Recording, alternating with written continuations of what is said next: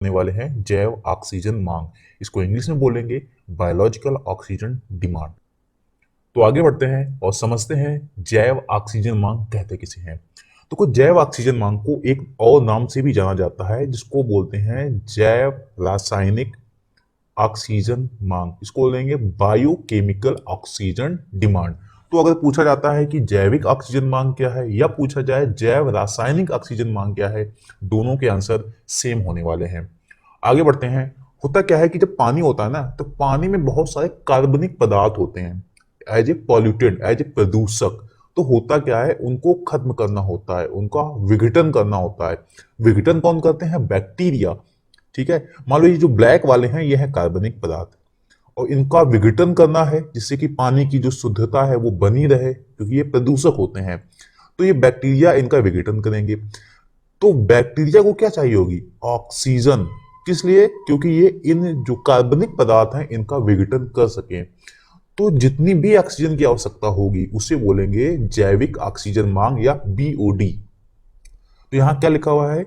जैविक ऑक्सीजन मांग सामान्यतः यह दर्शाती है, इसको हटा देते हैं, कि पानी में मौजूद कार्बनिक पदार्थों को तोड़ने के लिए कितनी ऑक्सीजन की आवश्यकता है। यही आपको समझाया, यही इसमें है। आगे समझते हैं। यानी कि तो जैविक ऑक्सीजन का मांग का दूसरा नाम क्या था? जैव रासायनिक ऑक्सीजन मांग। वही इंग्लिश में लिखा हुआ है बायोकेमिकल ऑक्सीजन डिमांड। क्या लिखा हुआ है? बैक्टीरिया व अन्य सूक्ष्म जीवों द्वारा खपत की गई ऑक्सीजन की वह मात्रा जो ऑक्सीजन की उपस्थिति में जल में मौजूद कार्बनिक पदार्थों के विघटन के लिए आवश्यक होती है। यह है कार्बनिक पदार्थ, यह है ऑक्सीजन और यह है बैक्टीरिया। इनका विघटन करेंगे तो इनको चाहिए होगी ऑक्सीजन। तो ये ऑक्सीजन है हमारी क्या? जैविक ऑक्सीजन मांग। ठीक है, तो ये हो गई हमारी डेफिनेशन जैव ऑक्सीजन मांग की। आगे बढ़ते हैं। अब देखते हैं जैव ऑक्सीजन मांग जो बढ़ती है किसी वाटर बॉडी में, किसी तालाब में, किसी झील में, उसके क्या क्या कारण हो सकते हैं। तो बीओडी के स्रोत क्या?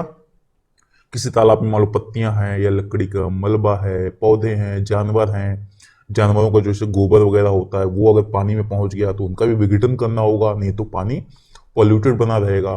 जैसे लुगदी और कागज मिल से जो अपशिष्ट निकलता है उसके लिए।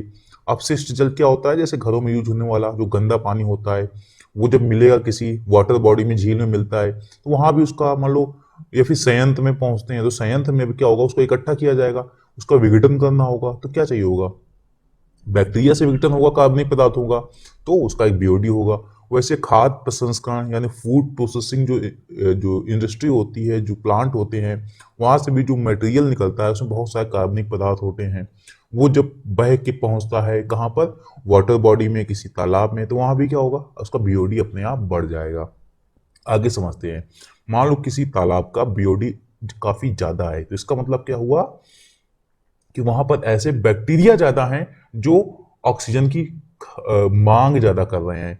इसका मतलब क्या हुआ? बैक्टीरिया ज्यादा होने का मतलब क्या हुआ? वो वाटर वहां का काफी पॉल्यूटेड है, यानी कि पानी की गुणवत्ता काफी कम है। वहीं अगर किसी वाटर बॉडी का बीओडी काफी कम है, इसका मतलब क्या हुआ?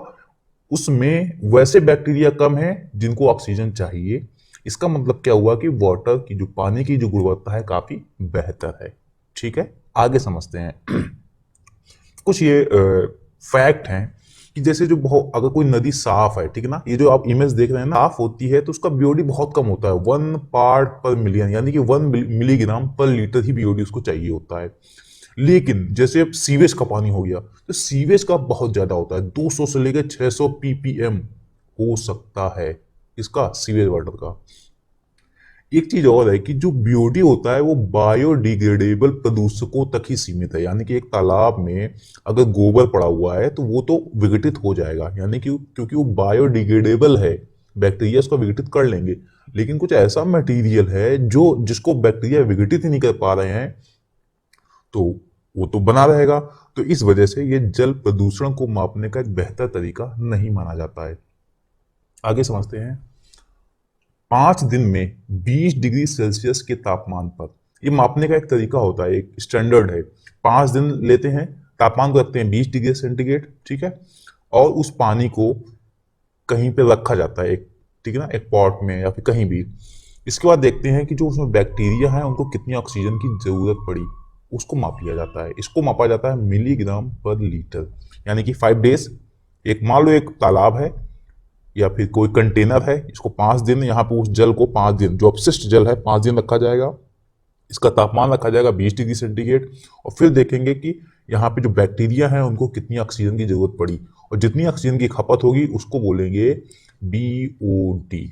ये कुछ चार्ट दिया गया है, जैसे अगर BOD 1.2 से 1 से 2 है तो पानी बहुत अच्छा माना जाएगा, 3 से 5 है तो ठीक है साफ माना जाएगा, 6 से 9 है ppm में, ठीक है तो कुछ माना जाएगा थोड़ा बहुत पॉल्यूटेड है, लेकिन अगर 100 से ज़्यादा है तो कहेंगे बहुत ज़्यादा पॉल्यूटेड है। इसको आपको याद रखने की ज़रूरत नहीं है।